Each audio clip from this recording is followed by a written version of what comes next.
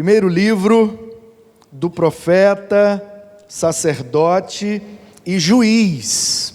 Esse homem importante, essa bênção de Deus que foi o Samuel, pedido a Deus, Shamuel. É isso que significa, Shamuel significa pedido a Deus, porque a mãe dele, Ana, não podia ter filhos. Então ela foi até o tabernáculo, e o sacerdote Eli era o responsável naquela época, e ela então fez um voto com Deus. Ela orou e pediu a Deus a graça de conceber um filho. E ela disse que se engravidasse e gerasse um filho, ela entregaria o filho para Deus e consagraria o menino para ser um servo do Senhor. Nasceu Samuel e ela deu esse nome por isso, porque aquele menino foi um pedido que ela fez a Deus, por isso ele chama Samuel.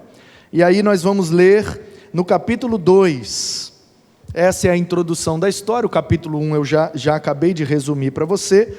No capítulo 2 eu quero ler a partir do 18, porque esse texto tem tudo e tem muito a ver com o tema desse mês, que é crescendo através do relacionamento. O relacionamento tem sido o tema do nosso ano, e em cada mês a gente dá uma tônica de acordo com o ministério que está à frente. Em outubro é o mês das crianças, então o Ministério Infantil trouxe essa proposta, já que as crianças crescem. Então a ideia é que a gente perceba a importância das crianças crescerem, não só no tamanho, mas também através dos relacionamentos. E aí a Bíblia diz em 1 Samuel capítulo 2, a partir do versículo 18, Samuel ministrava diante do Senhor. Ministrar é sinônimo de servir. Toda vez que você serve alguma coisa, toda vez que você entrega um serviço, uma palavra, uma direção, toda vez que você tem algo e você compartilha com alguém, você está servindo, então você está ministrando algo. Então quando diz que ele ministrava, quer dizer, ele servia ao Senhor, sendo ainda menino, vestido de uma estola sacerdotal de linho. E isso aqui eu acho muito bonito, porque o 19 explica, né? Sua mãe lhe fazia uma túnica pequena e de ano em ano a levava para ele quando ia com o seu marido oferecer o sacrifício anual. O marido dela era o Eucana, e ela então fazia uma estola. E fica imaginando, né? A Ana orou, pediu a Deus, Deus deu o menino. Ela colocou o nome do menino, um pedido a Deus, e aí ela entregou nas mãos do sacerdote Eli e falou, esse menino é de Deus. E aí ele vai crescendo, e ainda criança, não sabemos exatamente a idade que ele tinha aqui, mas não tinha mais do que 12 anos, muito provavelmente, porque diz que ele ainda era menino, e depois é que vai chamar ele de jovem, no final da nossa leitura, lá no versículo 26, então, na perspectiva do judeu, do hebreu, principalmente nesse tempo, de 0 aos 12 anos ainda é menino, ainda é criança, dos 12 aos 30 aí é jovem, mancebo, e dos 30 em diante já é varão, já é homem, considerava-se assim naquele tempo. Então ele tinha aqui, nesse momento, ele tinha no máximo 12 anos. E olha o que a Bíblia está dizendo, que ele já servia ao Senhor com menos de 12 anos. É muito errado, e nós temos falado isso, e nós temos orado isso, e profetizado isso, e essa igreja já entendeu isso há muito tempo, e eu agradeço demais a Deus por isso. Nós temos dito que as crianças não são a igreja do futuro, são a igreja do presente. Elas estão aqui hoje, e elas podem, como Samuel, ministrar diante do Senhor hoje. Hoje uma criança nos conduziu no ritmo, tocando bateria. Domingo pela manhã passado, uma criança trouxe a palavra. No próximo domingo, uma outra criança vai ministrar novamente a palavra para nós. É rápido, poucos minutos, mas só de uma criança. Irmãos, vocês não têm ideia do quanto é saudável uma criança assumir esse púlpito e ter a liberdade de falar sobre a Bíblia. Isso gera uma força, isso gera uma capacidade na vida desses meninos, que nós não temos noção do quanto isso será saudável para eles. O dia que eles tiverem que apresentar um trabalho na escola, eles não vão tremer. Por quê? Porque eles já estiveram num púlpito encarando uma igreja. O dia que eles tiverem que conversar com alguém no emprego, o dia que eles tiverem que fazer uma apresentação no trabalho, e existem pesquisas e dados que apontam que as crianças que investem ou que são investidos na área de falar em público ou de se apresentar em público, isso gera habilidades sociais na vida daquela pessoa. E depois, isso vai resultar num profissional melhor, numa pessoa melhor, uma pessoa mais sociável.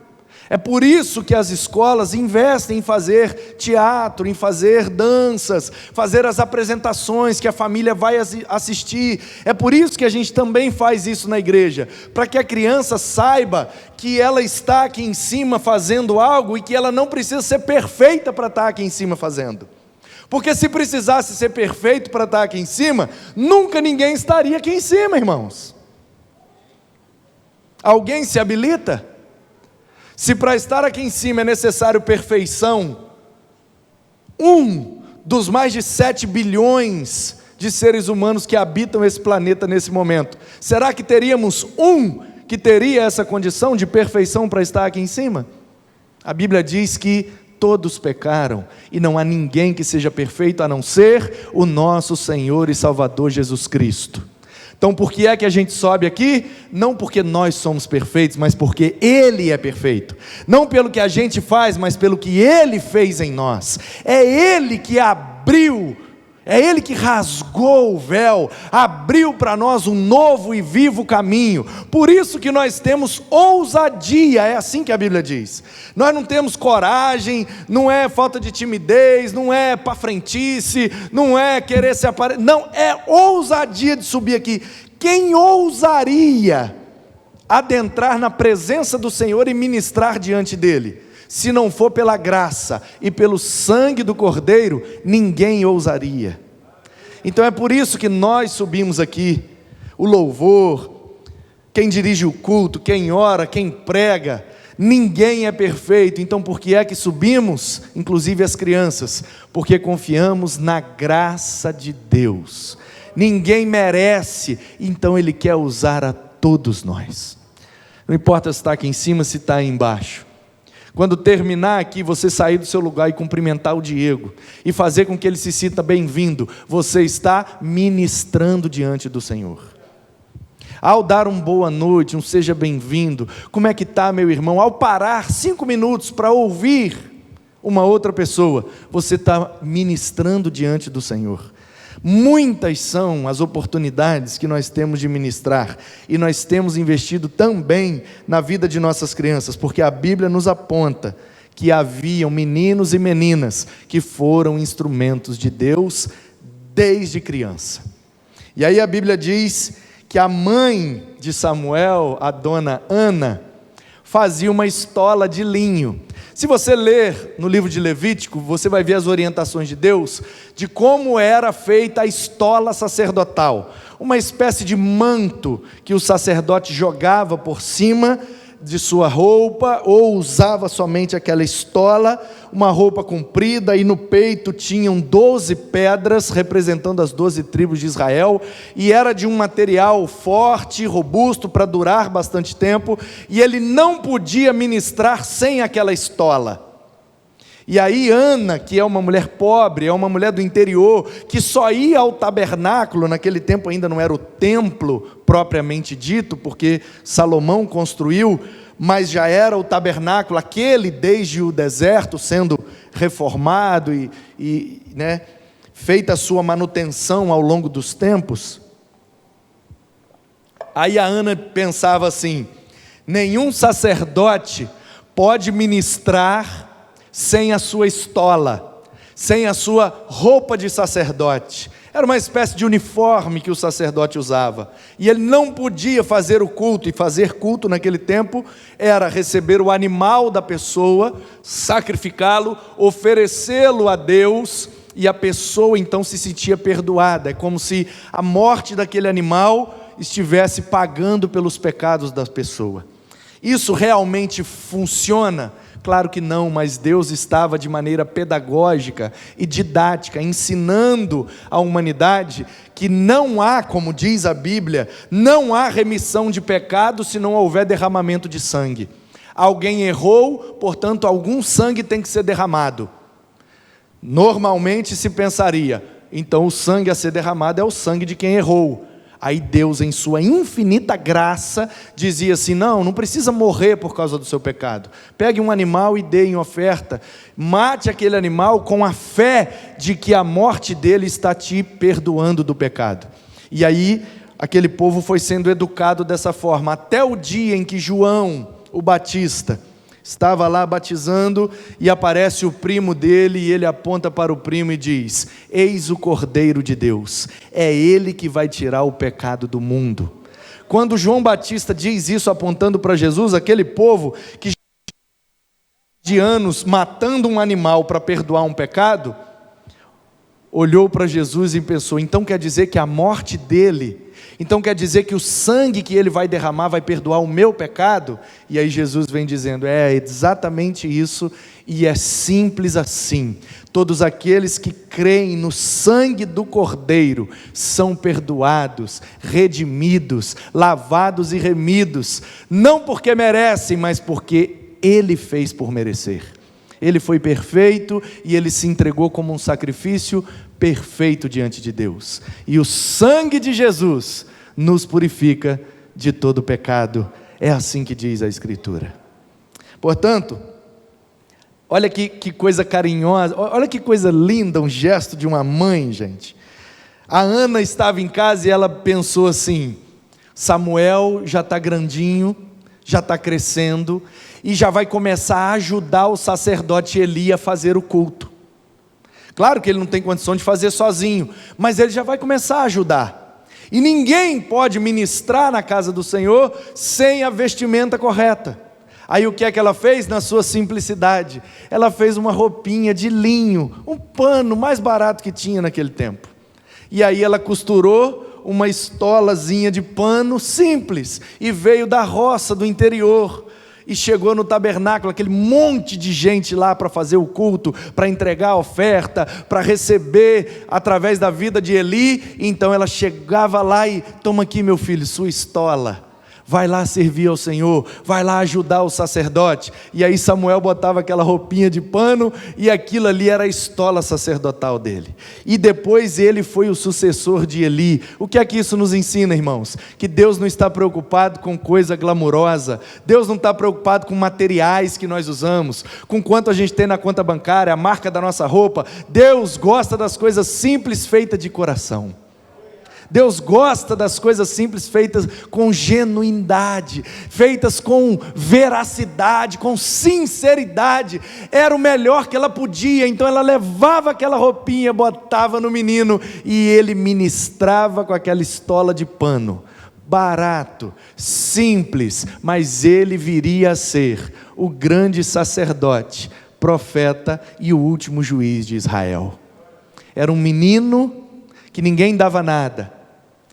A mãe era pobre do interior, recebeu uma roupinha simples, ninguém dava nada por aquele menino. Quem vai suceder o sacerdote Eli? Certamente um dos seus filhos, ou o Ofni ou o Finéias. Um dos dois vai assumir, porque era assim que acontecia. E aí o tempo passa, e depois a gente vai perceber que os dois filhos de Eli morreram porque desagradaram a Deus. E na verdade quem foi o sucessor de Eli? Foi Samuel. Então Ana, mesmo com a sua simplicidade e com a sua humildade, já estava plantando no coração daquele menino: você será o sacerdote, você vai ministrar diante de Deus, você será instrumento de Deus para essa nação. E o menino, apesar da simplicidade, crescia. Olha o que diz o 20: Eli abençoava Eucana e a sua mulher dizia: que o Senhor dê a você filhos dessa mulher em lugar do filho que devolveu ao Senhor. E voltavam para a sua casa. Assim o Senhor abençoou Ana e ela engravidava. Depois do Samuel ela teve mais 3 filhos. Ela não podia ter nenhum. E ela disse: Deus, se o Senhor me der um, ainda que seja somente um, eu não quero ficar com ele, eu quero entregar para o Senhor. Minha maior bênção será ser, ficou mal. Minha maior bênção será que eu serei mãe do sacerdote desta nação. Percebe isso, irmãos? Ana era estéril, ela não podia ter filho. E aí o que é que ela fez? Se Deus me der um, eu quero tanto ter um filho. E ela poderia ter ficado só naquele, mas o que é que ela fez com o único que ela tinha? Ela entregou para Deus. E o que é que Deus deu a ela? Mais 3. Percebe? No reino de Deus funciona assim: quanto mais a gente retém, menos a gente tem. Quanto mais a gente dá, mais a gente guarda. Mais a gente conquista, mais a gente é abençoado por Deus, porque Deus gosta de abençoar pessoas generosas. Aquela viúva, 2 moedinhas, era tudo que ela tinha, ela entregou. O que é que Jesus disse? Nunca ninguém deu uma oferta maior do que essa mulher, porque aquele que deu animais, dinheiros, não deu tudo que tinha. E isso me faz lembrar uma história, um empresário muito grande, numa igreja que hoje também é muito grande. Quando ela estava em expansão, construindo o templo onde hoje eles congregam, uma obra grande, muito cara, desafiadora, e o pastor lá envolvido na obra, e aquela dificuldade, fazendo conta, todo dia, dia a dia. E aí de repente um empresário chegou lá e: pastor, vim aqui para dar uma oferta, para abençoar a obra da igreja. Ô meu irmão, que bênção, amém. O empresário foi lá, assinou um cheque e botou no bolso do pastor. E falou: pastor, essa é a oferta da viúva. Aí o pastor falou: ô meu irmão, que bênção. Abriu o cheque, viu o valor. Realmente era uma oferta extremamente generosa. O pastor fechou o cheque, botou no bolso e disse: uma bênção, mas eu não recebo como oferta da viúva. E o empresário: que isso, pastor? O senhor viu o valor do cheque?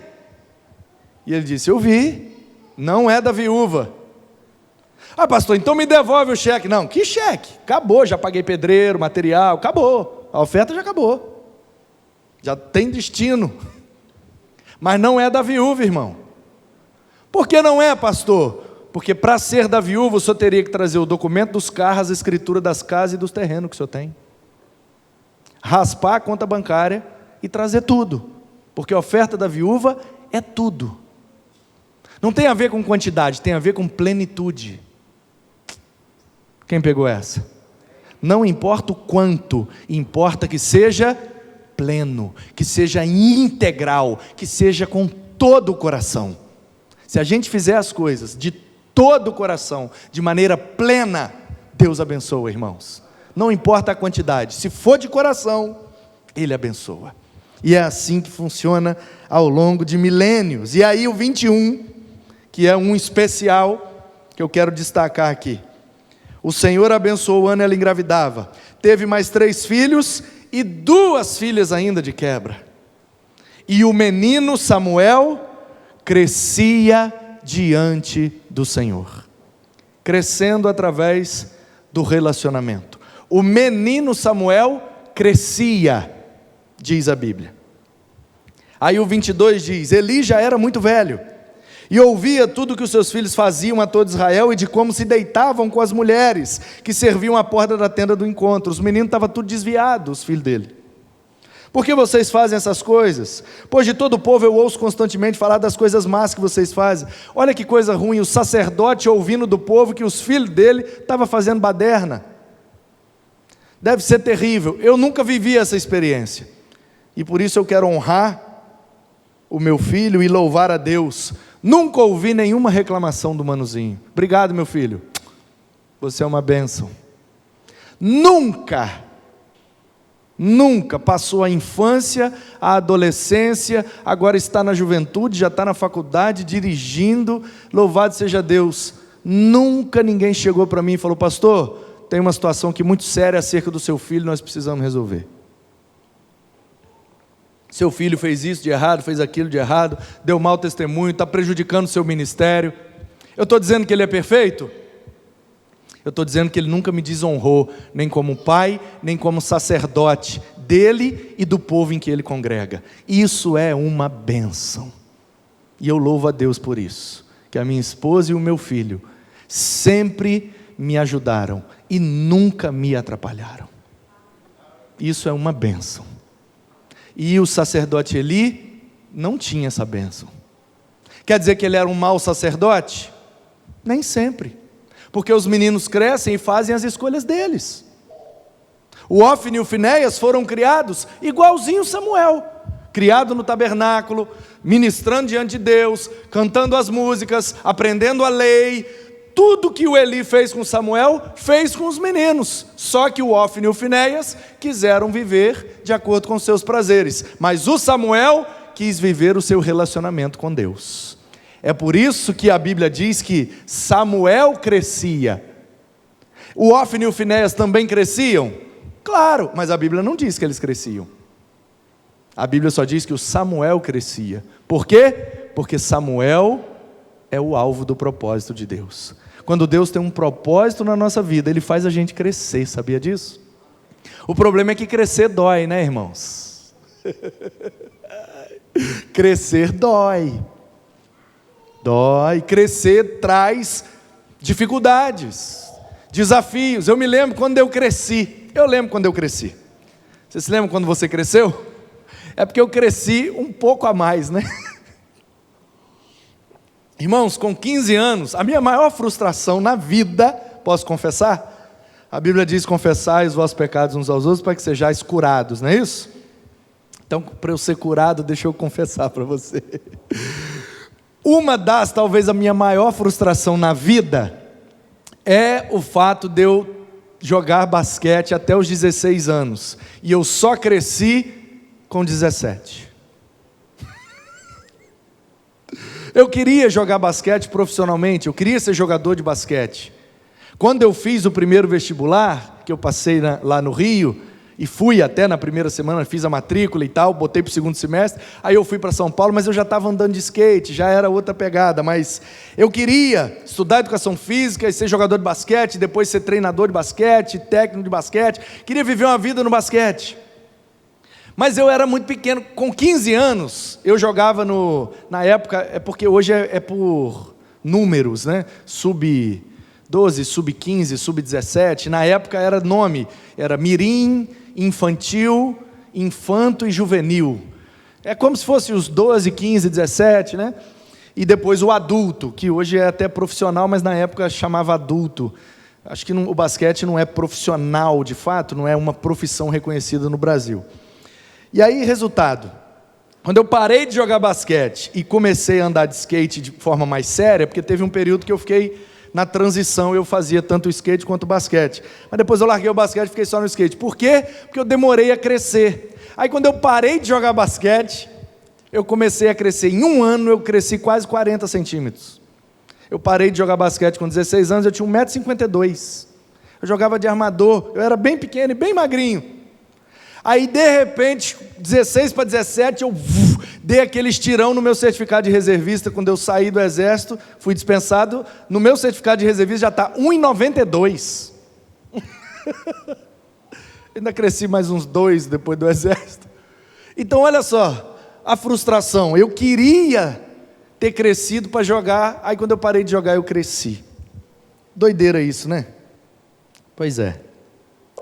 A vida tem dessas coisas, e crescer traz os desafios. E aí o que começou a acontecer comigo? Eu cresci muito tarde e cresci muito rápido. Aí eu ia pegar as coisas, eu comecei a derrubar tudo, porque o meu braço era curto e de repente ele ficou grande.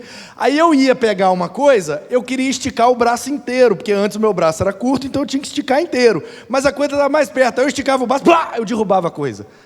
Aí minha mãe, menino, vai quebrar a casa inteira.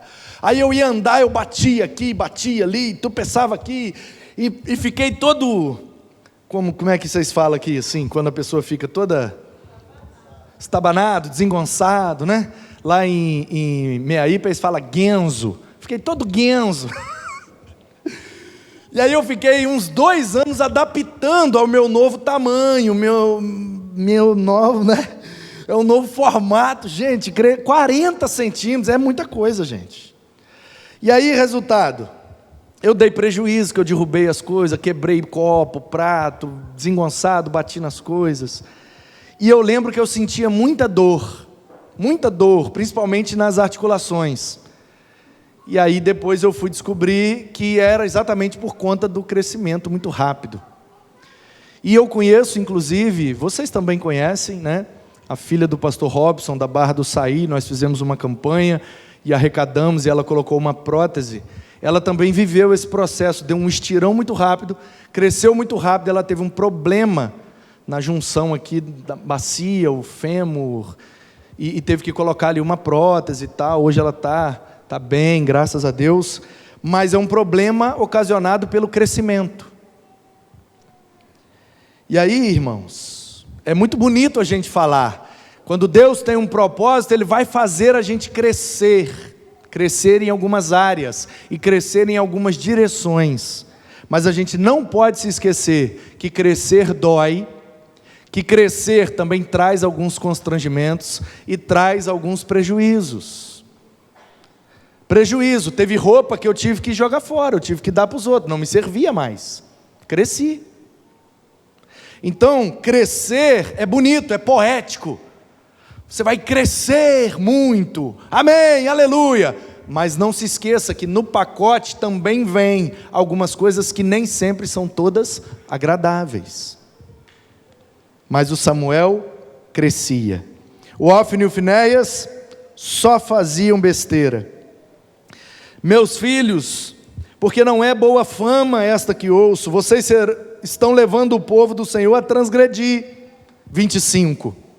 Se um homem pecar contra o seu próximo, Deus será o árbitro. Mas se ele pecar contra o Senhor, quem intercederá por ele? Mas eles não ouviram a voz de seu pai, porque o Senhor os queria matar. 26 encerra a perícope.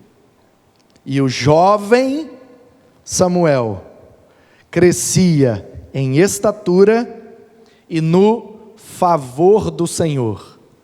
Nesse versículo especificamente, eu prefiro a Almeida Revista e Atualizada, porque essa é a nova Almeida Atualizada, ela é muito boa em vários textos, mas aqui eu prefiro aquela palavra graça, que é um favor que ninguém merece. E crescia em estatura e graça, eu acho mais poético a palavra graça, diante do Senhor e diante dos homens, crescendo através do relacionamento. Samuel cresceu, e eu quero te mostrar aqui, e com isso eu encerro, 2 áreas e 2 direções que todos nós precisamos crescer. 2 áreas, precisamos crescer na graça e precisamos crescer na estatura ou no conhecimento. Então, essas 2 áreas da nossa vida precisam crescer. Crescer no favor ou crescer na graça significa crescer na compreensão de que ninguém merece nada. É graça, irmão, é graça de Deus. Estamos vivos, graça. Tivemos comida, graça. temos roupas, graça. Temos uma igreja para congregar, e quem não pode congregar está acompanhando na internet, isso é graça. Temos um curso de teologia, de graça, isso é graça. A igreja na frente da minha casa, Clóvis e Rosana, isso é graça. Vocês fizeram algo para merecer a igreja na frente da casa de vocês? Não fizeram nada, mas receberam, isso é graça. Percebe, irmãos? Graça. Crescer na graça é crescer com a consciência de que tudo que temos e tudo que somos veio de Deus para nós, amém. Mas também precisamos crescer na estatura, ou como diz o Novo Testamento, crescer no conhecimento. Uma coisa é voltada para Deus, tem a ver com Deus, Ele é a fonte, graça. Ninguém faz mais ou menos para receber de Deus. A graça está disponível para todos. Mas por outro lado, Samuel não crescia só no favor, ele também crescia na estatura. E para crescer na estatura, ele tinha que comer bem, tinha que se exercitar bem e se cuidar em períodos de enfermidade. Portanto, as duas áreas que todos nós temos que crescer são as áreas espirituais, mas também materiais. Ou seja, eu preciso crescer e me esforçar para isso. Eu preciso fazer a minha parte. Aquilo que é graça de Deus é com Deus, mas aquilo que é minha estatura e o meu conhecimento, aí depende da minha busca. Quem entendeu diz amém. Quando nós nos esforçamos, quando nós trabalhamos, quando nós estudamos, pesquisamos, fazemos cursos, corremos atrás, queremos ser um bom funcionário, um bom marido, um bom pai, um bom vizinho, e fazemos de tudo para ser sempre o melhor possível, é o nosso esforço sendo empregado. Isso nos fará crescer em estatura e conhecimento. Isso é bom, e isso não anula a graça de Deus. O problema é que a gente confunde. E por isso eu quero chamar a sua atenção que Samuel crescia nessas duas áreas, em estatura e graça, no favor e no conhecimento. São as duas áreas.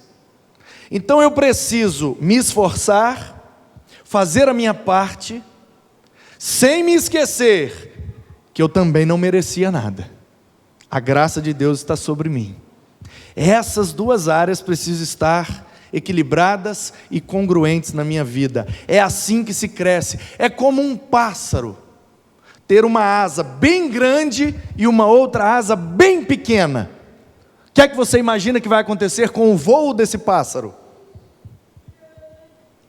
Ele vai voar rodando em círculo, ou não vai conseguir voar, né?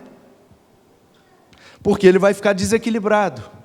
Então imagine assim como o pássaro precisa ter, assim como o avião precisa ter as duas asas, as duas turbinas. Teve um acidente um tempo atrás, foi lá em Campinas, se não foi Campinas, um avião de um empresário que subiu e estava decolando, deu um de lado assim, e buf, caiu num morro lá, e o empresário com toda a família morreu.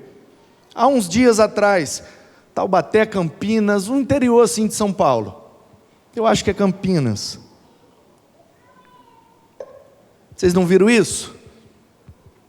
Então, lá no time de basquete que eu jogo, tem um rapaz que joga lá com a gente, e o nome dele é Vidual. Ele é piloto de helicóptero e tal, e trabalha com isso. E eu perguntei para ele, eu vi o acidente, e quando estava lá no treino, eu batendo um papo com ele, eu perguntei a ele se ele tinha visto e o que tinha acontecido, porque eu vi a imagem, alguém filmou, estava filmando com o celular, e foi um negócio assim, muito doido mesmo. O avião decolou e de repente ele fez assim, buf! E eu falei, gente, o que aconteceu? E aí ele disse que, claro, não é oficial, né? Tem toda uma perícia, etc, etc, etc, mas ele diz que o que está correndo, né, nos grupos de pilotos e tal, a possibilidade que eles estão vendo de fora, claro que não é uma palavra oficial, é a impressão que eles ficaram pelo movimento que o avião fez, que teve uma descompressão de uma turbina para outra. Uma turbina soprou muito forte, a outra soprou mais fraco. e aí o avião girou e caiu.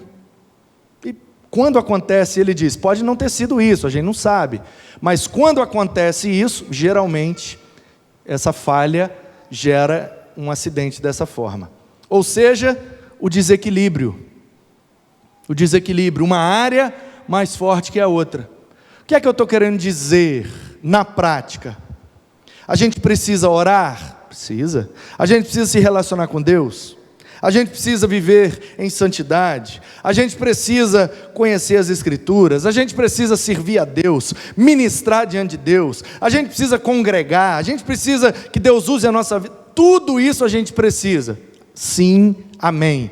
Mas isso não anula o fato de que a gente precisa ser bons filhos, ser bons pais, ser bons profissionais, ser bons vizinhos, ser bom isso, aquilo, estudar mais, capacitar mais, fazer mais cursos, buscar crescer na profissão, buscar uma remuneração maior, mais digna, dar uma qualidade de vida melhor para as nossas famílias, também tão importante quanto em estatura e graça. Qual é o problema? O desequilíbrio. Tem gente que tem uma estatura enorme e é anão na graça. Tem gente que é um gigante na graça, passa o dia inteiro orando, mas não botou currículo em lugar nenhum. Entendeu ou não? Entendeu? Estatura e graça. Porque a salvação, irmãos, o propósito de Deus, o dom de Deus, isso aí a fonte é Deus, isso é graça. Isso é graça, mas o estudo, o conhecimento, o crescimento profissional, relacional, social, isso aí é com a gente. E Deus quer que a gente faça parte do processo, por isso que Ele deixou essa parte para nós fazermos. Se lembra de Lázaro?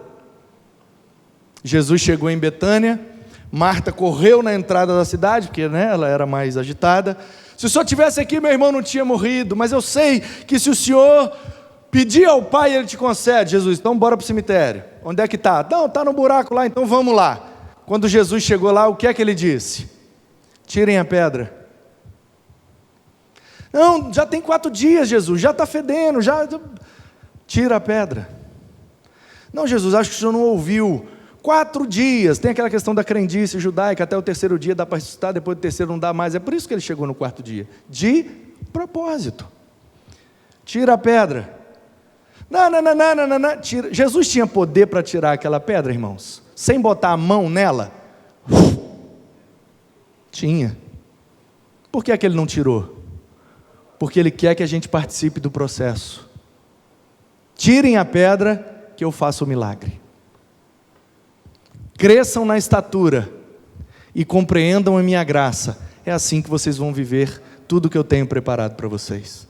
Cresçam, mas não permita que o crescimento lhes tornem vaidosos, orgulhosos ou soberbos. Nunca se esqueçam que vocês não mereciam nada e é tudo pela minha graça.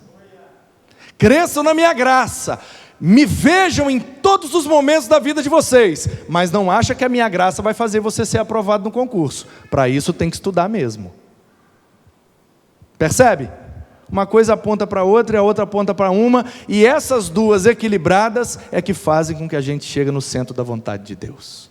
2 áreas de crescimento, estatura e graça. E as 2 direções de crescimento. O texto diz, ele crescia diante de Deus e diante dos homens. Não é isso que o texto diz? Portanto, as 2 áreas são espiritual e material. Graça e estatura. E as 2 direções são vertical e horizontal. Eu preciso crescer no meu relacionamento com Deus, porque é assim que eu vou crescer no meu relacionamento com os meus irmãos. Quanto mais próximo de Deus, melhor o meu relacionamento com o irmão. Ou como alguém muito sabiamente já disse, o meu hábito de falar com Deus acaba mudando o meu jeito de falar com as pessoas. E quando eu percebia que eu não conseguia me comunicar direito, e ainda não consigo muito bem, estou no processo, foi aí que eu descobri que eu precisava orar mais. Orar mais, porque se na vertical eu não estou crescendo, na horizontal também eu vou ficar estagnado. Então que nós saiamos daqui nesta noite, dispostos e disponíveis para crescer nessas duas áreas